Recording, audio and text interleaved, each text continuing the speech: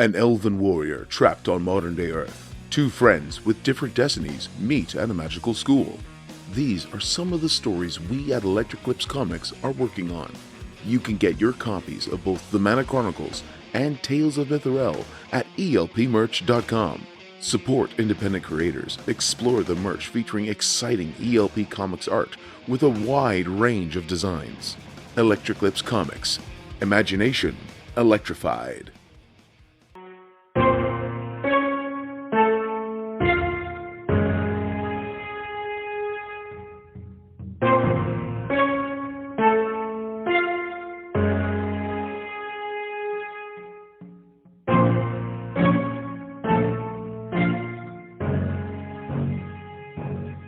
Well, 2025 is upon us. We are a few days into the year, but as I'd say our annual tradition now, because we did 2022, 23, and 24, so our third annual episode of ranking our personal best and worst horror movies that came out in 2024.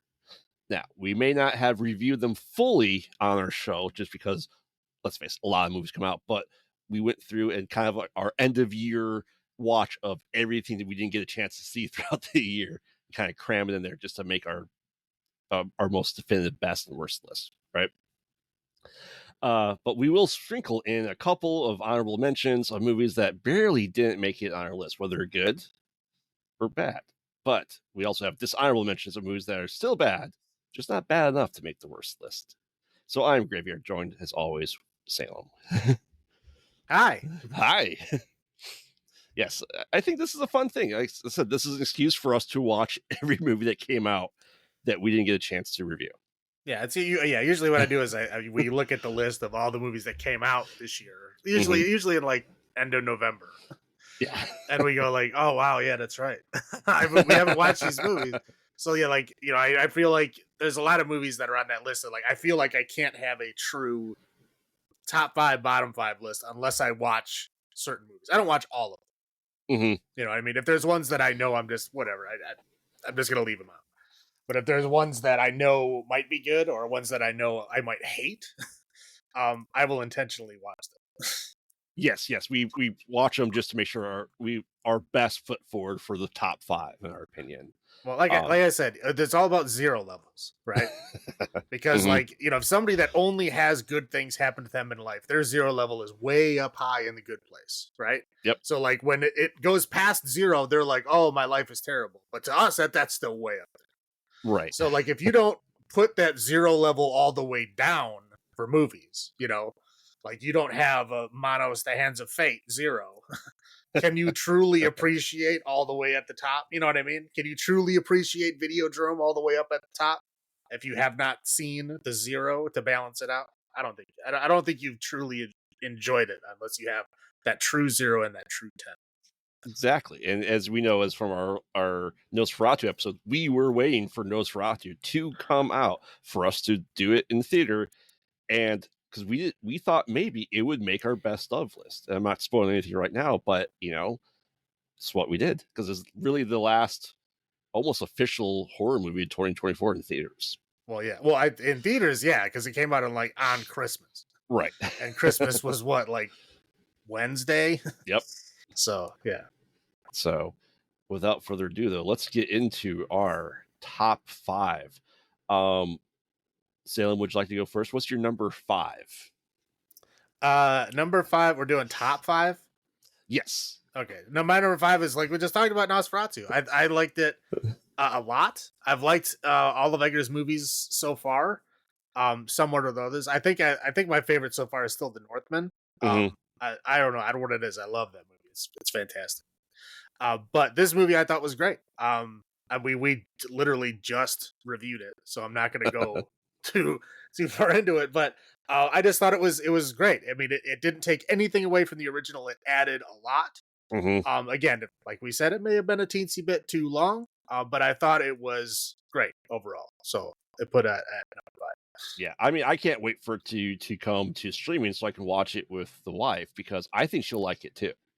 I mean, yeah, it's not I mean, I know she doesn't like the body horror, but there's not really a whole lot of body horror.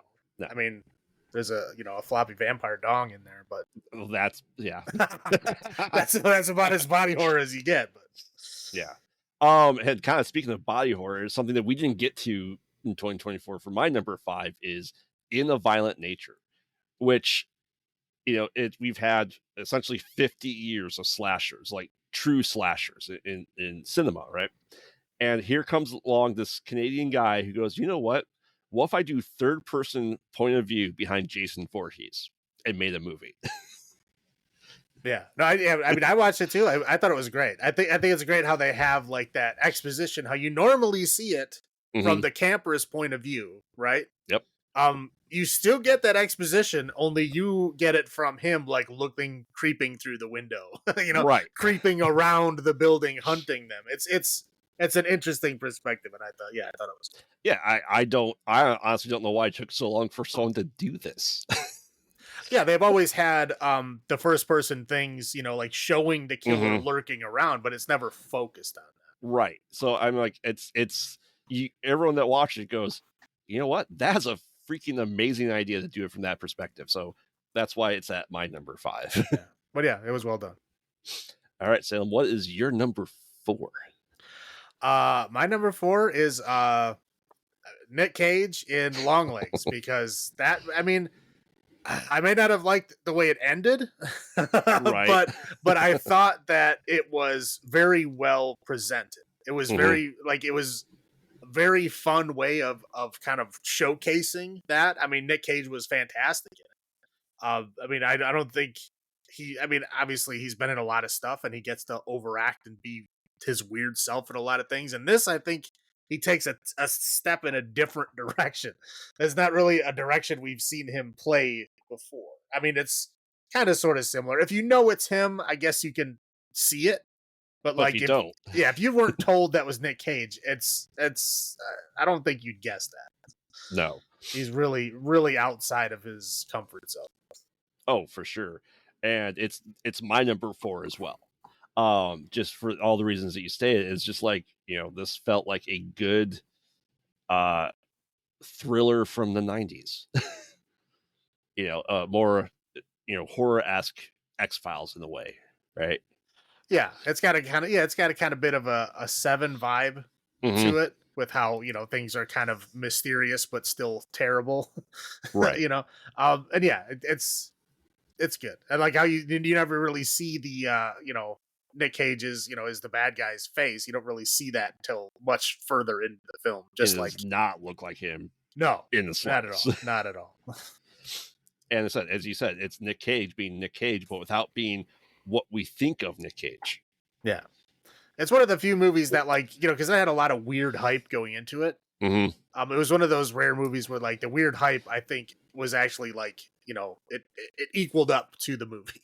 It was actually like a good lead into the movie. A lot of times you get that hype and you watch the movie and it's just like, wah, wah. It's just a very, slow decline. It's like, well, this sucked. All that crap marketing for this thing. And this time I thought it was done well. It was a good, companion piece. Yeah, and you're able to call in a number and have Nick Cage sing "Happy Birthday" to you as Longlegs. Right? Yeah. Again, it was a fun marketing campaign, and like I said, it actually led to something interesting. Most of the time, it's just trash. Correct, but yeah, this is just out of the park. Perfect, almost perfect movie, right? That we didn't get a chance to review. No, not yet. We will. Not yet. Oh, yeah. We're going to do a Nick Cage centric episode for sure. Right. All right. What is your number 3 then? I think ours are the same again. Yeah. I'll say this one we haven't done an episode yet. Well, I mean, this one came out later in the year. I think it came out November-ish. Yeah. And I do want to do an episode. I was thinking we could do like a Spider and the Fly type of episode, right? Ooh. Like people that get like lured into a situation that they probably shouldn't be in, but they kind of go there on their own. You know what I mean? Like that kind of. Right. I haven't figured out what the other movies are going to be yet, but that's the vibe I was looking for. Yeah, and this is one that was like, we have to see this movie before we do this episode. Right. Yeah, because I mean, I heard about it, I read about it, and I was like, this sounds way too interesting for me not to see before I make this list. Because, I mean, for those that don't know, it's like, I guess I don't want to ruin it too much, but yeah. Anyway, No. Hugh Grant is in it. Sophie Thatcher is in it, and then some girl I don't know. And Topher Grace. And Topher Grace, yeah, makes he's not a major character, No. but he does show up here and there. Yeah. And there's some amazing performances, and like I said, it's kind of like a spider in the fly situation, to where, like, people are in a situation they don't necessarily need to be in, but they keep staying for reasons even they don't really understand. There's a lot of interesting conversations about religion, both for and against. I think they're good at kind of that, that thriller argument. They don't really have that much. Well, at least I don't see movies that do that much anymore. No. Where it's like it's a thriller, but it's like dialogue. Philosophical. Right. Yeah. It's like it's dialogue, it's philosophical. It's like one person is trying to like convince another person of something, and they're trying to go back and forth. It almost plays off like a stage play. It's not. Yeah. I know it's not based on one. It kind of plays off that way. And again, I thought the performances were good, and I thought the ending was fitting. The ending I didn't really care for, but like what I consider the ending, I thought was well done. Yes. Yeah. Heretic is a must see, and you can read all about it from a lot of people talk about it, like Hugh Grant going, he doesn't really want to do this, but he read the script. He goes, I can get behind this. Yeah, like I said, Hugh Grant is fantastic. Sophie Thatcher is fantastic. Topher Grace, it's amusing to see him pop up. He doesn't do a whole lot, but he's there. No, we will spoil it way more when we get into that episode and we figure out what to really put into it as a container. Right. Yeah, that's one I don't really want to ruin for people. No, not for this list. Right. All right. Now for 1 and 2, ours, they're the same two movies, but in different orders for us. Correct. I will let you talk about which one. Do you want to talk about your number 1 or your number 2? Which one? Either. I mean, that doesn't matter. What do you want? Do you want me to go first again? Yeah, let's say what your number 2 is. Okay. And then go on say what number 1 is and why it's there as well. I'll go after that. You want me to explain both of them, or just say what they are? Oh, you can explain why they're in this order, I guess. Okay. My number 2 is Alien Romulus. So because I kind of expected it to be good. I mean, I guess it was wishful thinking, but in my mind, I was like, it's gonna be good. This one's finally gonna be good, right? We've had so many shitty Alien sequels. Yeah. I'm like, like this one's gonna be good. I mean, I've enjoyed all of them. I'm not gonna say that they're all shitty, but some are better than others. Correct. And this one, I was confident. I'm like, I can do it. After we saw Evil Dead Rise, I was like, I think he did such a great job with Evil Dead.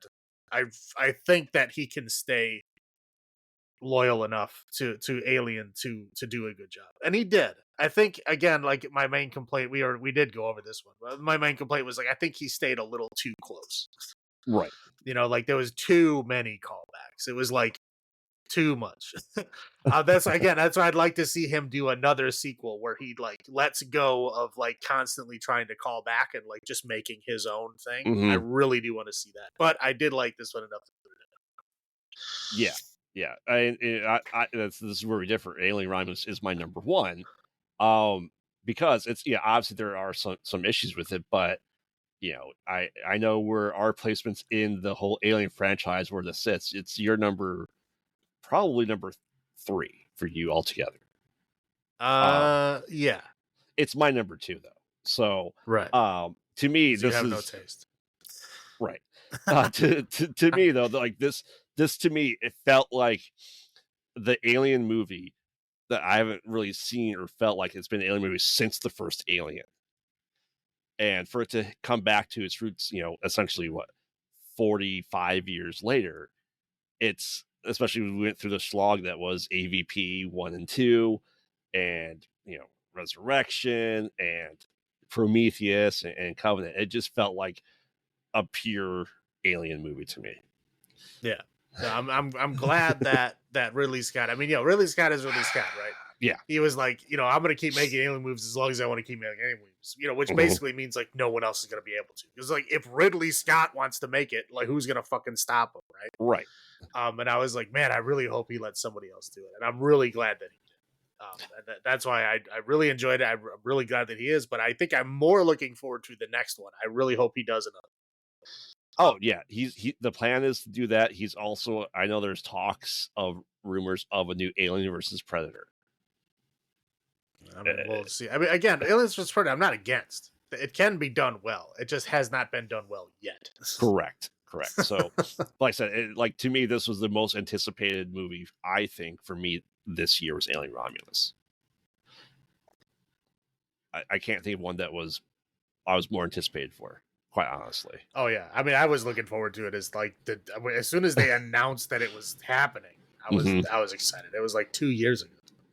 Yeah, but like this shows that, as we said before, in our episodes, like this is done well. Yes, there's stupid callbacks, but it is done the way it needed to be. So, all right. Well, I'll save my number 2 then. I'll go talk about that. Then you can talk about it, because number 2 for me is The Substance, which is your number 1.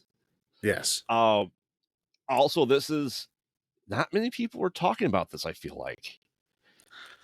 I mean, I feel like a lot of people were talking about it like right when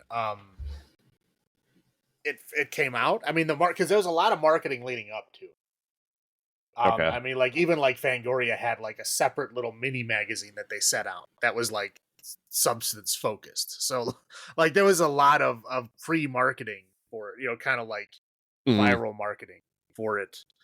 There was a lot of people talking about it, I think, when it came out. I've heard people talk about it since then, but I mean, as far as like the main horror community, I think they've kind of moved on. Which is, okay, so I'll say why that's surprising to me is if you said David Cronenberg made this movie, I'd go, okay, yeah, that makes sense. Yeah, it does. But it's like I think more of The Substance kind of picked up threads that other people that don't traditionally watch horror movies picked up on. Yes. And I think I like it for that. I like that it's kind of reaching out to other communities, other kind of people that wouldn't necessarily watch Alien Romulus, Right. but they're watching it and liking The Substance, and I appreciate it for that. I do like that. Right. Yeah. It's interesting because on our other show, a guest came on and talked about it, and I had completely forgotten about it until he brought it up, and then you talked to me about it after that too. I go, I also talked to you about it before, but you didn't I clearly forgot. Clearly forgot about that. But no, it is exactly kind of what it needed to be. Ending's a little weird, iffy to me. It went very off the wall, off the rails, quite honestly. That's why it's at number 2. Yeah. But I mean, yeah, it takes a very simple premise. A kind of like off the wall, impossible premise, really. Yes. And really sells it to you, like really shows you what would happen, right? Like what would happen to you if you tried to do this, like what would be the end result. And it really goes in these like crazy fucking places. Like it really does end up in like some of those weird ass like body horror movies of the 80s, like in these crazy directions they would go in. And it really feels like it went there. But I think it took a very interesting journey to get there. I mean, Demi Moore was great in it. Margaret Qualley was great in it. I mean, fucking Dennis Quaid came back to do this. I say came back. He probably didn't go anywhere. I just haven't seen him in anything in a while. You really want to hate him in this movie. Well, yeah, that's the point. Yeah. That's the point. But it's everybody did a great job, a fantastic job in it, and I think it's the overall presentation is interesting as hell. It's got like the kind of look and feel of like an art film. Oh, but it's very got like Argento-esque, right? too. Yeah, it's very like weirdly bright sometimes, and it's again, you really got to see it to understand totally what's going on there. But again, there's a lot of elements to it, and I think just about everybody can appreciate the basic story of it, right?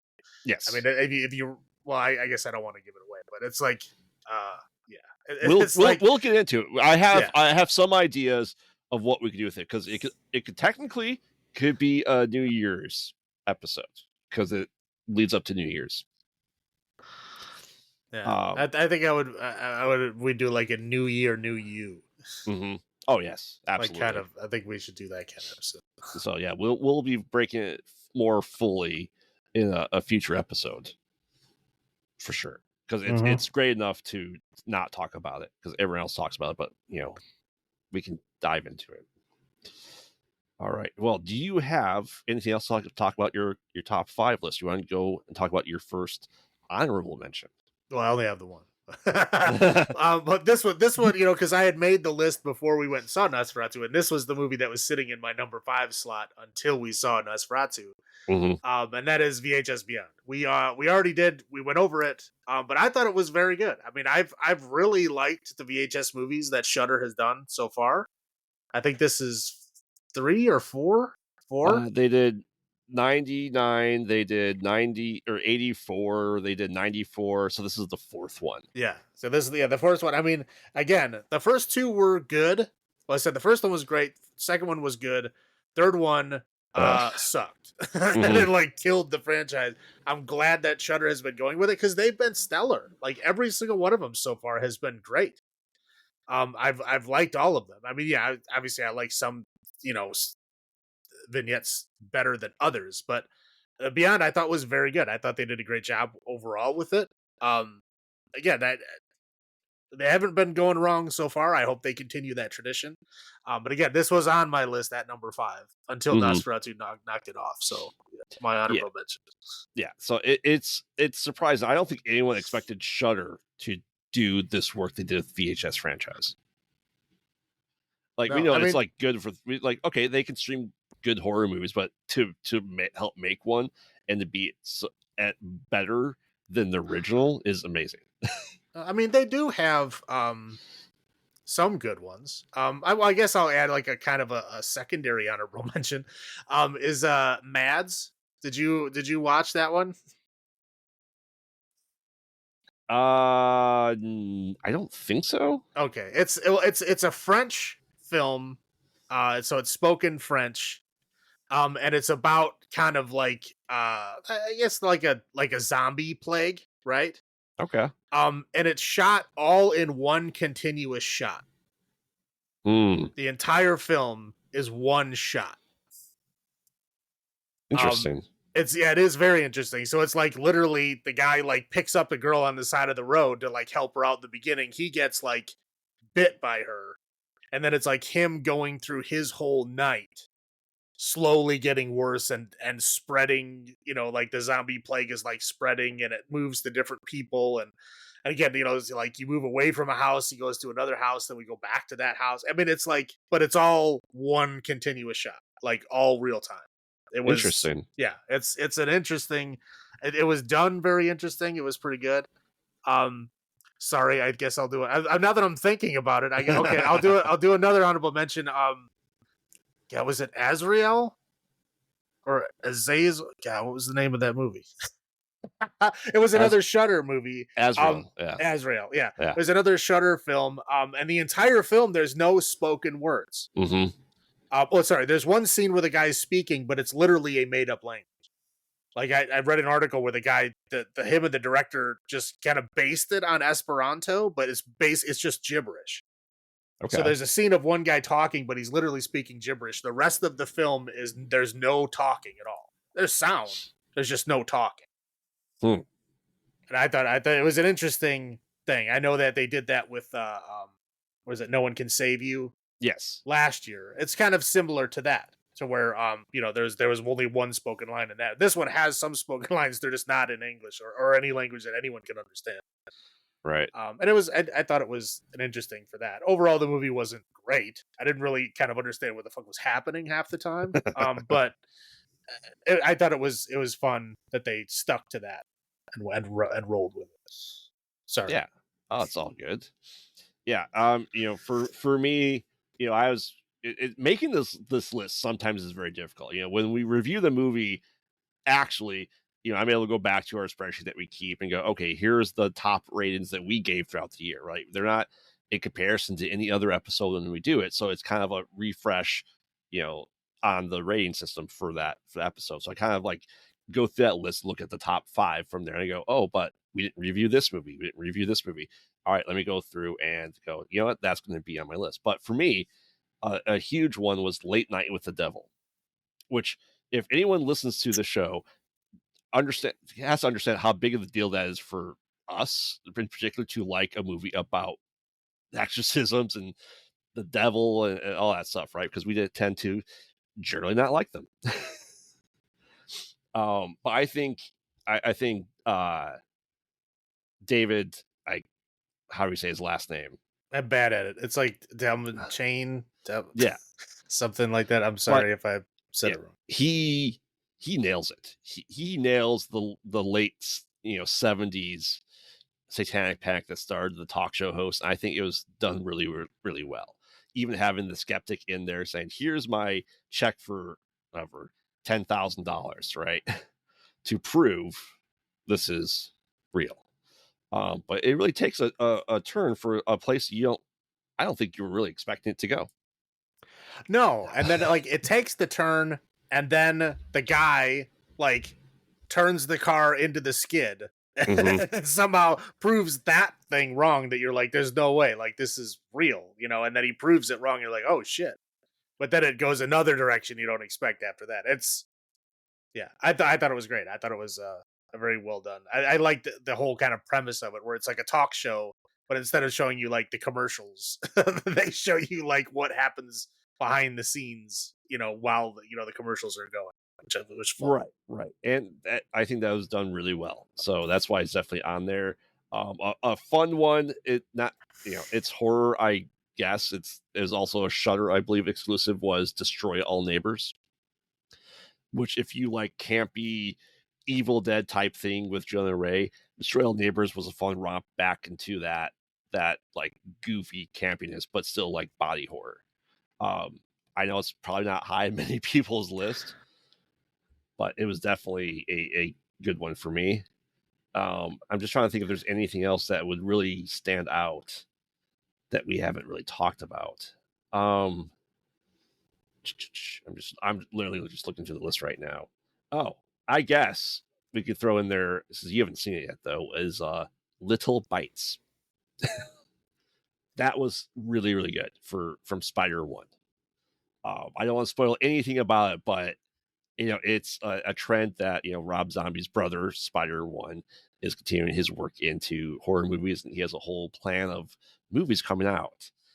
And for what the premise is, it was delivered like perfectly, in my opinion.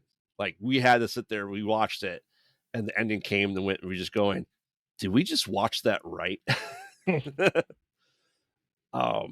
Like, yeah, now we round it and like, yep, that's what happened. All right, that's definitely interesting. That's on my short list. I haven't seen it. Yeah. So obviously, of course, Nosferatu's on my list too, but he was in your top 5. So, all right, anything else for our best of 2024? Not for me. All right, let's get into the worst of the worst, in our opinion, for 2024.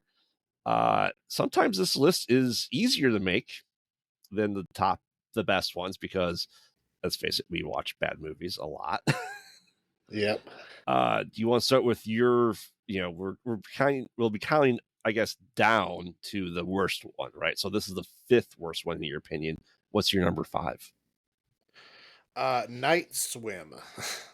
Yes. Which I thought was just very generic, kind of very like boring, kind of uninspired, like, I don't know. It wasn't very good, and I didn't appreciate having to watch it. No, that's my number 4, and I think we both laughed when we were seeing Nosferatu in theaters, and Ammon's like, "We got the horror movies," and it starts listing off like everything's our bottom 5. That's all that they have, and Night Swim was on there. Yeah, well, I think it speaks volumes, right? Because Night Swim came out like fucking January of last year. So it came out at the very beginning of the year, and it sucked hard enough for me to think to put it on this list all the way in the following January. So Almost a full year, it sucked that bad. Yeah, like I said, that's my number 4 for all the same reasons. If you want spooky natural spring haunted pool PG-13 bullshit, that's perfect for you. As we said back then, it had been better when it was the 5 to 15 minute short, and that would have been it. Right. My number 5, which I believe is one you have not seen, is Tarot. Yeah, I did not see that. It's awful. If you want to see a movie about a haunted deck of tarot cards, then this movie is for you. If you want to have to drink yourself to get through the movie, then this movie is also for you. It's poorly executed, and it's a play by number haunted ex machina device or item. Go. Yeah, there was also, I think, like more than one movie that came out named Tarot this year. There definitely was, but this is the. I didn't watch any of them. So. No. I can tell you that Ned from Spider-Man trilogies there, Jacob Tremblay or Embley, or whatever his name is. That's the only person that's big I can think about that's in this movie. So it's bad. Don't see it. I said, you already know my number 4, which is Night Swim. So tell us your number 4 then, Salem. Number 4 is, the nepotism that is like just rampant in fucking Hollywood just pisses me off sometimes. Like how like M. Night Shyamalan's daughter got the green light to make this shit. I don't know. Mm-hmm. But it's The Watchers. It was not good. The concept was dumb. There was so many logic holes. Again, it follows in the Shyamalan tradition of like giant logic holes. Like it just doesn't make fucking sense. No. And it wasn't particularly well presented. Again, I didn't hate it, but when I think about it, especially the nepotism part of it, like, did this deserve to get made? No, it did not. Correct. And the only reason it did is because it's Shyamalan's daughter. Yep. Yeah, and then, you know what? I'm just going to link it to number 3. Number 3 is fucking Shyamalan with Trap, which fucking sucks. Which, again, more fucking nepotism. His other fucking daughter stars in that fucking movie. She sucks at acting, and I don't know if she's good at singing. She sounds like every other fucking shitty singer out there to me, but she's probably been like, ultra, whatever, produced in the fucking studio or whatever. I don't know. Probably wasn't even her. I have no fucking clue. Auto-tuned to shit, yeah. Yeah, but I don't, again, more nepotism bullshit, more fucking giant fucking logic holes, like shit that just doesn't make fucking sense. Like there's a million other ways you could have done things and they just don't. Because again, it's all Shyamalan ideas. It's like, if you read the elevator pitch of the movie, it sounds good. Yes. Always does. He's got to be the master of the elevator pitch. The problem is that when he tries to make that elevator pitch, he like refuses to deviate from any part of it. Mm-hmm. And it's hard to tell a story that way. Like you end up with huge logic holes because you're not allowing that gap to be filled in. And that's what it feels like he does. I agree. I can't quite understand why he keeps making movies and who keeps giving him money to make. I don't get it. But yeah, his movies are they're always, again, the elevator pitch is great and the end result is just stupid. And it just angers me with how stupid he thinks we are as an audience to not see this stuff. Sorry. So yeah, 3 and 4 all together with the Shyamalan nepotism. Yeah, I mean, I don't disagree with Trap. I think we discussed on our episode, and I discussed with you outside of this, like, here's how this could have been way better. Just way better. And, it's just like, everyone's like, yeah, that sounds better. And like, yeah, it's not hard. But no one tells him no. Right. It's like, yeah, you have to deviate slightly from your insane pitch, and he doesn't want to do that. Right. It'd been like, what if the butcher wasn't the person being trapped there? What if it's someone else? It's just a weird coincidence. But I think he just went, I have Josh Hartnett. He's dreamy movie. Yeah, and again, I love Josh Hartnett. I don't think Josh Hartnett did a good. I don't think he did a bad job in the movie. It's just No. that he got put in situations that he literally can't act his way out of. That's the problem. Clearly, no one ever talked to anyone about how you deal with a potential murderer and serial killer. And he just goes, what if he just did this? Like, that wouldn't happen. Well, if he did, though, he can't. It's not going to happen that way. Sorry. you know? All right. I'll go into my number 3 then. It has the word trap in the title, but it's not Trap by M. Night. It is The Mousetrap, also known as Mickey's Mousetrap, also known as the first movie that was supposed to come out January of 2024 because the rights reverted back, but they got in trouble and had to change the name. I love schlocky movies to no end, right? We all know this. But when I think the movie is schlocky and bad, I think that is a testament of saying how bad it truly is. It is what if, Mickey came out of a projector and started killing people. That's the premise. That's the entire premise. It doesn't work. Does he literally come out of the projector? Yeah. Nice. Yeah. Well, for the most part, yes. It's awful. It's stupid. I hate it. Do not watch this movie. I didn't. I'm glad I didn't. You're correct. And you know what? I'm not going to force you to watch it. Yeah, all of these fucking like Disney related horror films are. It's not going well. No. And this isn't even by the same people. This is a different group of people that goes, hey, let's do this. And someone gave them money. And I don't know why. And I wish I knew these people that could give me money to make our movies. I go, if you're putting this shit out there, we can do much better. Our number 2 is the same. We talked about this a lot because why don't you say what it is? It's the First Omen. Yeah. Or as I like to say, the worst version of the 2 exact same films that came out at the exact same time. Mm-hmm. Immaculate did a much better job with the same premise. The First Omen was not good. It was not done well. Again, it's funny that a movie comes out with almost the same plot and it does it well. Yep. And then the quote unquote OG original Omen comes out and just sucks. Yep. It says a lot about the franchise.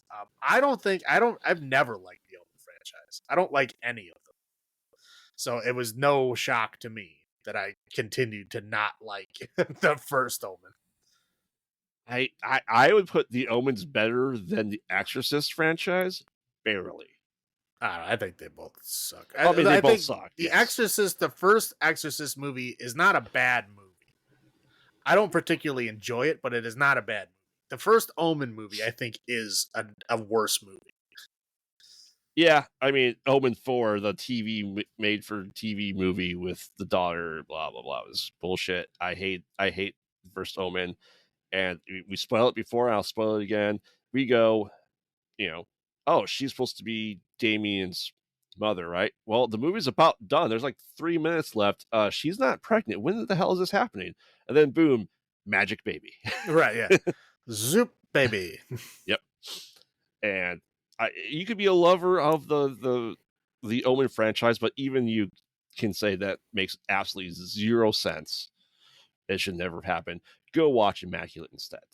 Yeah, exactly. Like the 2 movies that came out that are almost the same. One is decent, the other one is not. Yeah. All right. Well, tell us your number 1. I don't think it's be surprised that anyone's listened to our past episodes in the slightest. No.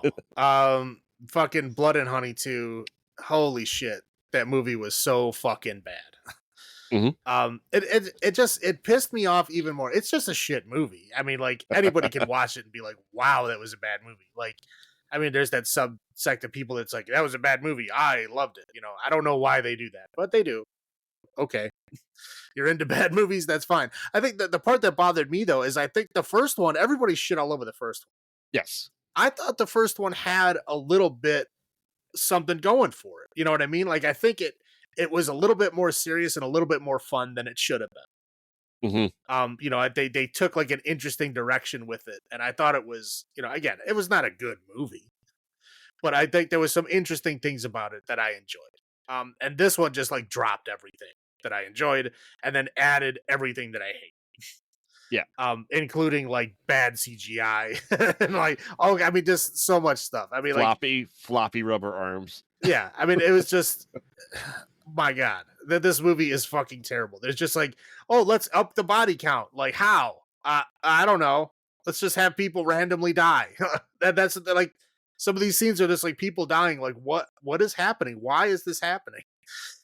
Oh, because they went to the rave. Yeah, it's just stupid. It's like, oh, we need a higher body count. Let's invent a scene that for no reason other than to show a bunch of bodies, and then there's no like it just they exit and nothing happens.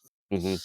And the same people, the same writers, same directors retconned the shit out of their own franchise within 1 year. That's another thing. I'm like, what? Again, if it's a different bunch of people, like a lot of the franchises do that, right? Mm-hmm. A different creative group will go in a different creative direction. I get that. It kind of sucks for the character and the lore, but I get why it happens. This is like it should be the same. Like, where did you go? Like, what happened to you? Like, it feels to me like either they didn't really write it and somebody else wrote it for them, or they just don't fucking care. Yep. So either way, I can't get behind it. And this one, again, it hurt me even more because I did like enjoy the first one. Everybody hated the first one or said that they did and shit all over it. And again, it wasn't good, but I thought it was better than it should have been. Yeah. And this one is as bad as you think it is, and probably worse.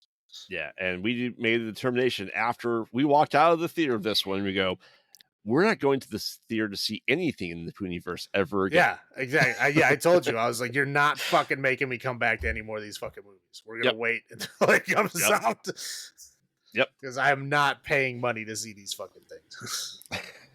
Correct. Oh, well, my number what do we got? one. What's the next one? Peter Pan? We have Peter Pan and Bambi. Fucking bullshit. And Pinocchio.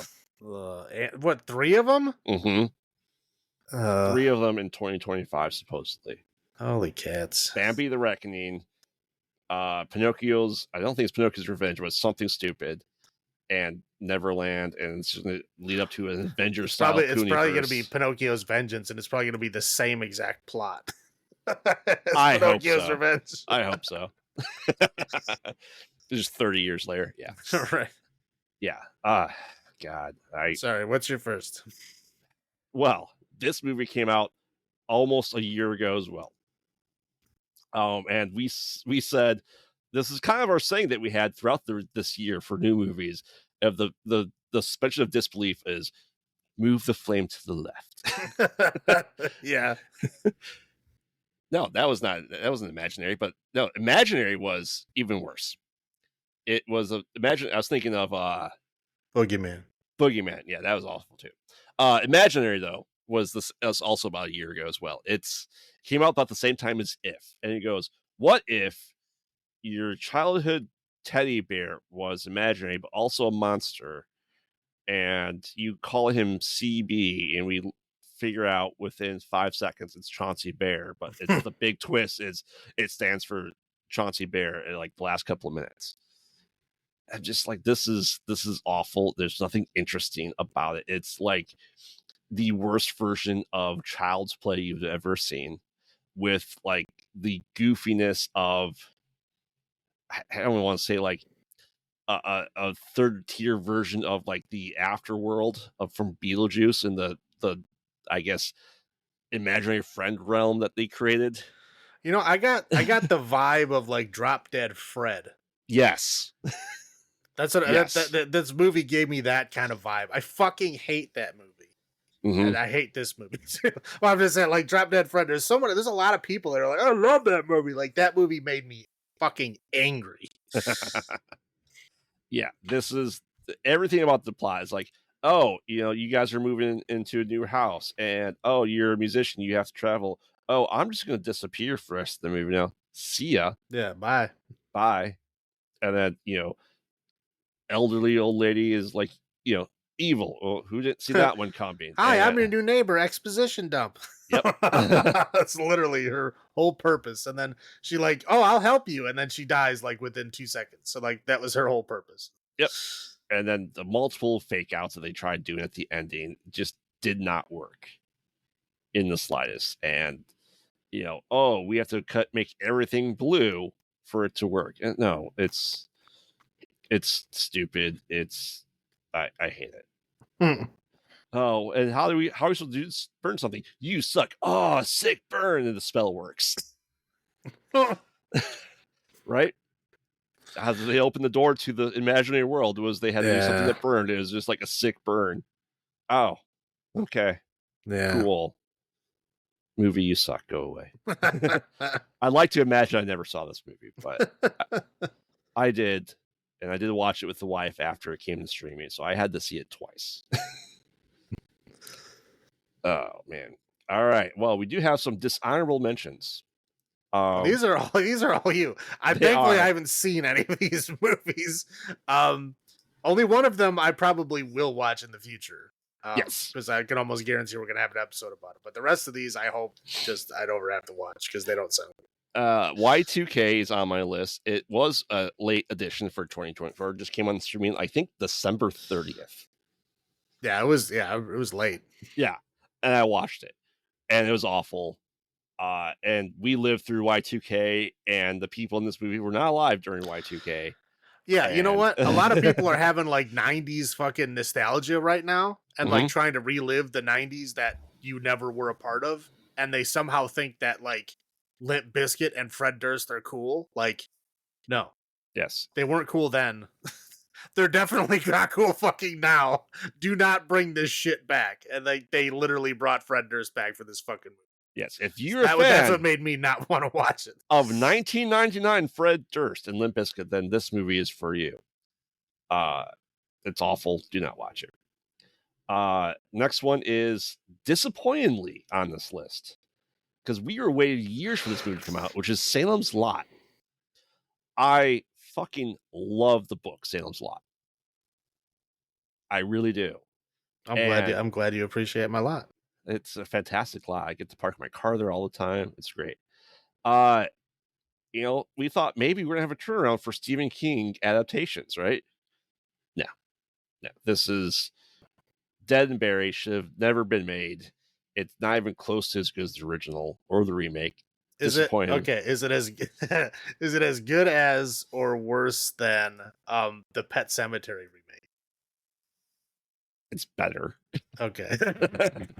Okay. That Pet Sematary remake fucking hurt. It was painful. So did Firestarter. Well, I didn't bother with that one. I think that was my dishonorable mentions last year. Yeah, I was like, was it like Zac Efron was in it or something? I'm like, nope. Yep. Oh, man. Someone, and the next one on this list is someone goes, hey, you remember how popular analog horror is? Yeah, you know how people have like analog horror on the YouTube channels and those mystery? Yeah, let's make a movie of that. Okay. So if you want evil Mr. Rogers, okay, this movie's for you. Sure. That doesn't make any sense. Mr. Rogers is like the opposite of evil. Correct. But it's evil it's Mr. Crockett. He's evil. Bizarro Mr. Rogers. There you go.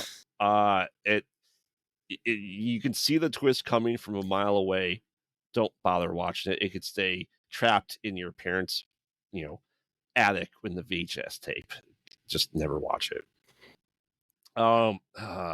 This next one's gonna piss off a lot of people.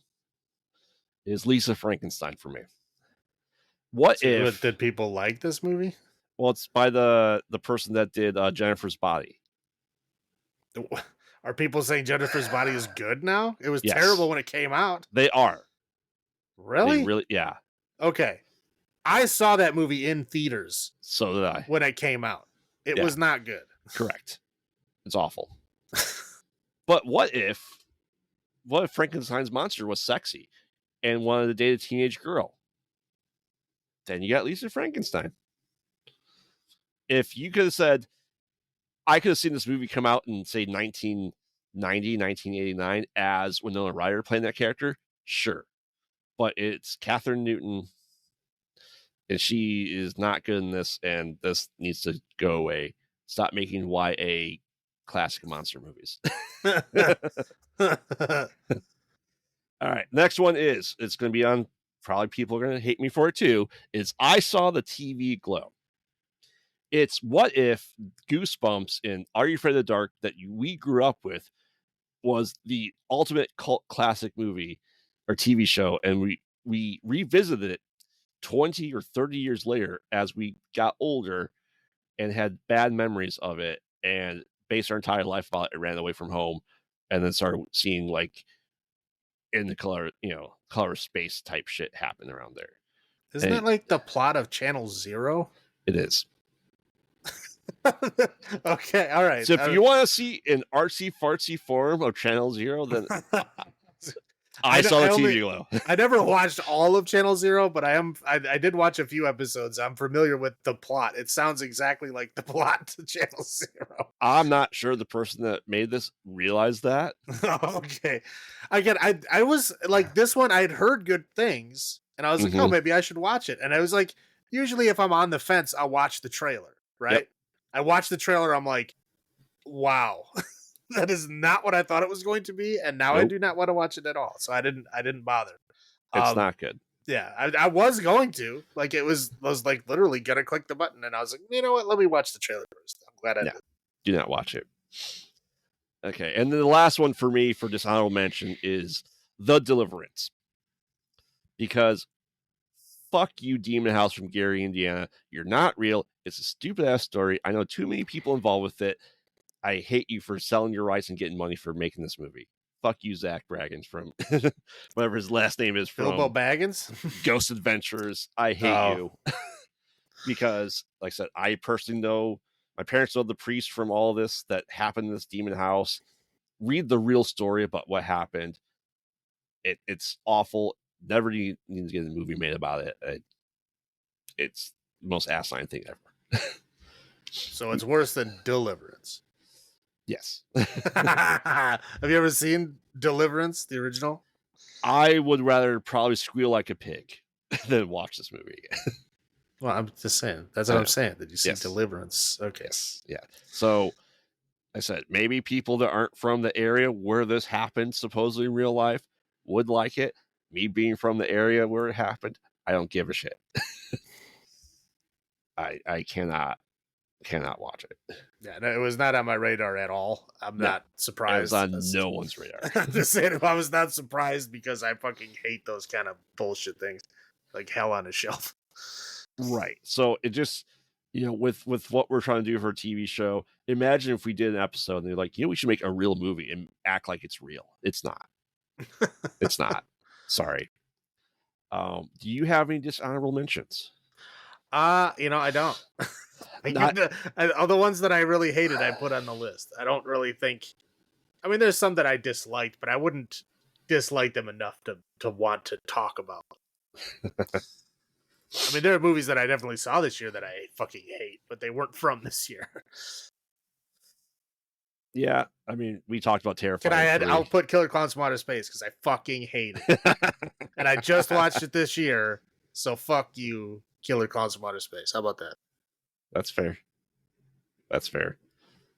Yeah, it's just amazing some of the shit that comes out, and we didn't even scratch the surface of all horror movies. No, that's the thing. So many come out. There's no, I you can make out a list and you're like, oh, should I watch all these? And you look at the list and it's like 300 movies long. You're like, Jesus Christ, it's like one for every day. Yeah. And we watch a lot of movies still. So right. Yeah. But I don't want to watch every single one that comes out. That's because again, 90% of them are trash. Yeah. Yeah.